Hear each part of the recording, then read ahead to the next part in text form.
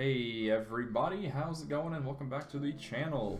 In today's discussion video, I would like to talk about the basics of Yu-Gi-Oh! Rogue decks versus meta decks and why you should play one or the other. So, just jumping right in here, what are the perks of playing a rogue deck versus a meta deck? Well, they are fun, and that's exactly what they're meant to be. And not saying that meta decks can't be fun, but generally speaking, meta decks will just do the same thing kind of over and over again, and they do get a little tiring. They're more geared towards competitive players that want to take them to regionals or YCS events and talk with them. And for those of you who know me, you know I'm not really super into playing meta decks. It's not because I don't enjoy them, but I like what rogue decks kind of bring to the table. I wouldn't necessarily bring a rogue deck myself to like a YCS type event, except for the 3v3 in Vegas where I took rank 10 trains and I didn't drop a single match the entire day.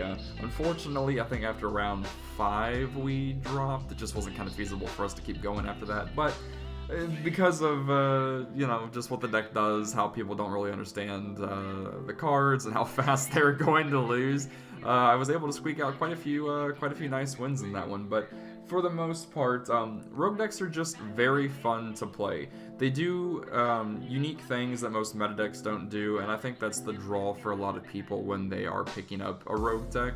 A good example of that would be kind of like Grin Manju during Orcus format.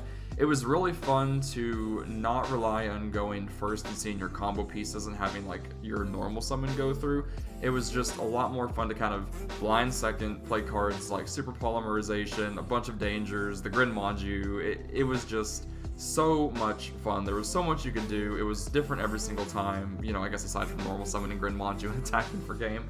But, the randomness with, like, danger cards and, all the other, like, power spells that you can play was just really fun. Also, having an extra deck that was all just, like, utility monsters was also very enjoyable. So, usually, rogue decks are more geared towards casual players that want to have fun, but you can also make them competitive as seen in the deck that I'm showcasing here on the screen.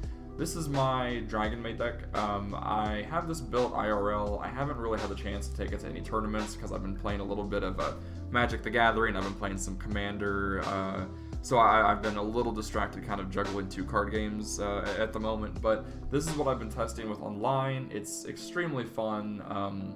It's just a kind of a good break from playing like Drytron or any kind of Eldritch deck. So moving on here, rogue decks can kind of be hard for your opponent to play against, especially if they don't know what the cards do.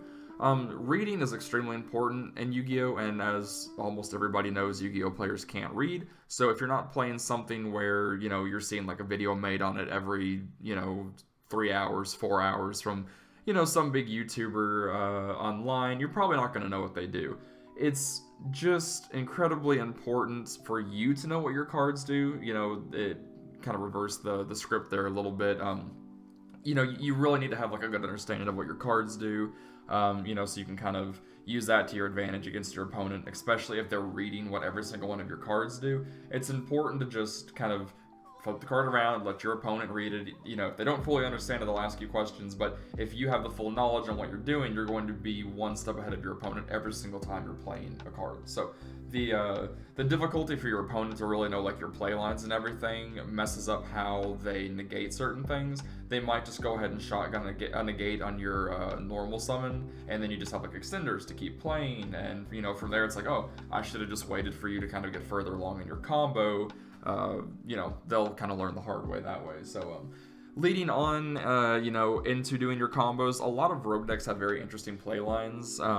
So one instance, for Dragon Maids here would be being able to go into like Heraldic Seals, which is a non-target bounce, using its effect in grave after you bounce to summon your Nurse Dragon Maid and then revive another one of your cards, whatever was your original normal summon, and getting to trigger that effect in your opponent's turn. While it does seem very simple, a lot of decks don't really have cycling effects like that. You have Drytron, which cycles their cards and stuff on their turn, but not a lot of decks, you know, are really just like, oh, I'm going to play on my opponent's turn, and that's what, you know, for instance, Dragon Maid's here does do. So you have playlines like that, but also what a lot of people wouldn't really expect Dragon Maids to do is make VFD, and overall it's not very hard to do. You do have to open up a certain amount of extenders, but if your opponent hand traps you early and you have the extenders to keep going, you can surprise them with a VFD, and if you just go uninterrupted, you can actually end on VFD and Shao, which is an Omni Negate, and then this just doesn't let your opponent play. So really interesting play lines in rogue decks here, but on the opposite end, something that I really couldn't tell if I wanted to put it in the perks of playing a rogue deck or the you know, the drawbacks of playing a rogue deck, they are a bit gimmicky. And sometimes you will see rogue decks, you know, kind of doing the same thing over and over, like I said about meta decks in the beginning of the video, but that's not necessarily a bad thing. If it's a gimmick that hinders a meta deck, it's not technically that bad, because it's something that they're not prepared for, and it's not like you're going to be doing the exact same thing against every deck, it's just against that one deck. So, you know, I will most likely end on Spheres most times just because it's so strong against all the meta decks right now, but really it's like the most impactful against Virtual World, just because like they rely on having a card face up on field to resolve the other cards in their hand, and if you remove that one resource, if they don't have another way to put another card on the field to start activating their effects, they just pass their turn. There's really nothing they could do. And being able to make, you know, like Spheres turn 1 and then turn 3 on your next turn, and just kind of like keeping them from being able to play while, you know, amassing your resources and, you know, dwindling your opponent's life is really good, and not something I would necessarily consider gimmicky, but there are a lot of rogue decks out there that have like that slam a big, you know, 146,000 attack Bryn Manju on the field and hope your opponent can't stop the attack. You know, there are some gimmicks out there. Moving on to the downsides of playing a rogue deck versus the meta, you really have to play perfect.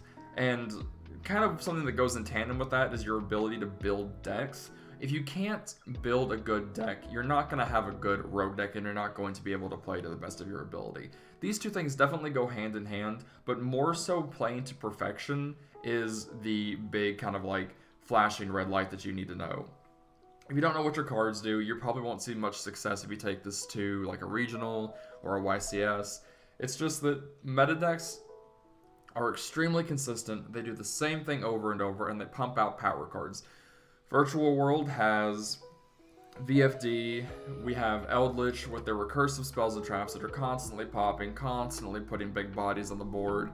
You have Drytron that just cycles all of their cards out of the grave, brings them to the field, puts, you know, constant Omni Negates out in the field in the form of Herald of Perfection or Herald of Ultimateness. You also have Floodgates that they can play like Vanity's Ruler, and then they just hand trap you to death with Herald of the Orange Light, discarding it and Ava search, you know, 2 more fairies, which could be like another Herald, and then you just have more fuel for your Perfection. It just kind of goes on, and they do these certain things to a degree where they don't have to play perfectly. Meta decks just can play at a very average level and still beat good rogue deck players just because of like how consistent their decks are, how they can do multiple things every single turn, and how they can just replicate that on the following turns.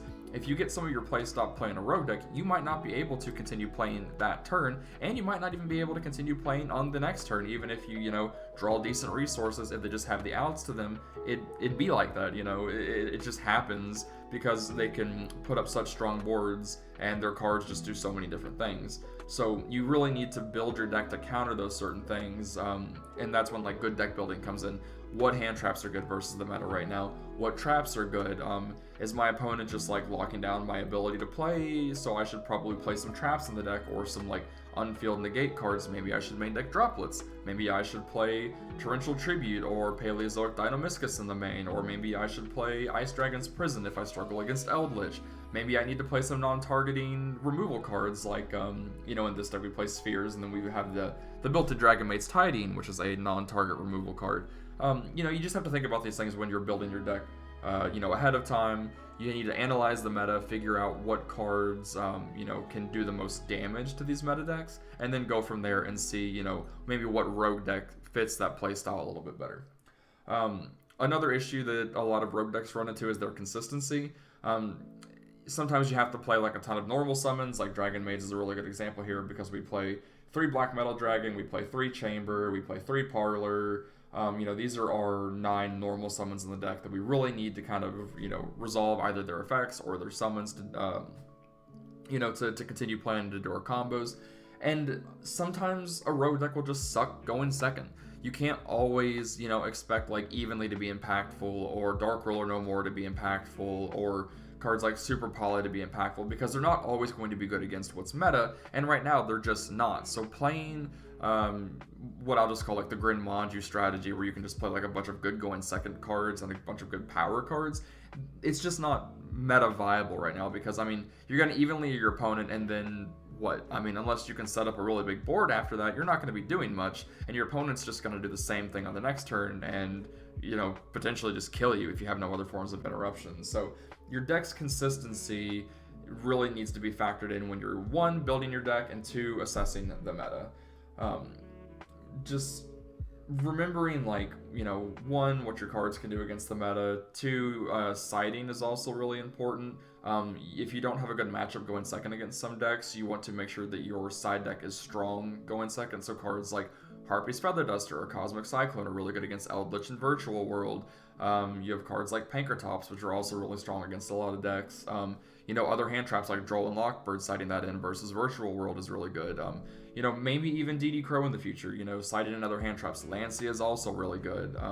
Just having that idea in your head on what you're going to need to put in to strengthen your deck's weakness is just incredibly important. So you have to play perfect. Lacking in consistency, your deck building has to be, on point. Sometimes your rogue deck might be good against one meta deck and not the other ones, so you have to be prepared to side appropriately, which kind of ties into what I was just talking about. Some decks are just meant to be the best deck of the format, but in formats like ours currently, where Drytron are really good, Virtual World's really good, Eldritch is really good. You have some outlier decks. You have your tier 2s. You have like PKBA, Prank Kids are pretty decent. You might even see Adamancipator floating around. I've seen a couple decks on the Dueling Book rated recently playing the Adamancipator deck, and it still functions really well as well. You're going to be running into a lot of different decks, and especially depending on your locals, you might be running into like control decks. So you might be running into like an Altergeist deck, or maybe like Invoked Dogmatica, which is also really good. So, when you're building your side deck, consider like Cosmic Cyclone and Twin Twister, because those cards are generally good against, your control deck. So, Twin Twister and Cosmic really good, to hit like the Punishment and the Shaddoll Schism in the Invoke matchup. They're just really good to hit cards. The Purple Trap cards against Altergeist, really, Twin and Cosmic do the same thing against it. You're going to want to be hitting their spoofing or their protocol, when they're activating those effects. Just think about these things, ahead of time when you're, when you're side decking. Like, yes, my deck might be good against one particular meta deck, but does it struggle against every other meta deck and every other tier 2 deck? Well, maybe I need to beef up the side, or maybe I need to like put in some other cards in the main and take out, maybe some tech cards from the main deck to put better cards, in that are just generally better against more meta decks. So consider things like that, when you're deck building. And I think the last weakness of playing a rogue deck is your inability to adapt well. Not every rogue deck is going to be good every format, and you need to realize that. Yes, they might be like a cheap investment for the time. Yes, it might be good against like one meta deck, but once the meta shifts, once ban lists are released, and once other sets are released, you're going to see new decks come into the meta and old decks fall out. Now, let's say, Ben 10 goes to 1, or Ben 10 gets banned. If Ben 10 goes to 1, the deck's still playable, Drytron is still playable, but if it gets banned, I'm not really sure how they will adapt. You'll probably see a lot less in the meta, and if your deck is built to beat that deck, then it's automatically worse, because you're still struggling against the other meta decks of the format, and there's no guarantee that your deck's going to be good with the incoming decks, in the next few sets. So it's really good to kind of look forward, what the OCG has and the cards that they are getting to determine whether or not a specific rogue deck is a good pickup or not. So, would I recommend playing a rogue deck over a meta deck? Yes, I would, especially if you're just looking to have fun. You can still have fun and lose. You can still have great games against your opponent and learn a lot, and take that knowledge and the information that you've got from playing those games against meta players and adjust your deck and your side deck accordingly. who knows, maybe you just had a bad build. Maybe you just need to go back and, revisit the matches that you had and see, well, this wasn't really good against any of my matchups today. I can probably take it out and put X card in, or, whatever may have helped you. You can go on Facebook and join some of the Facebook Yu-Gi-Oh groups for the deck that you're playing or decks that you want to play. Just analyze their list, analyze the meta, and even you can look towards the OCG. Even though their card pool is different than ours, you can see certain deck choices that are working for them and maybe try to incorporate those into your deck. So guys, I think that is the end of this video.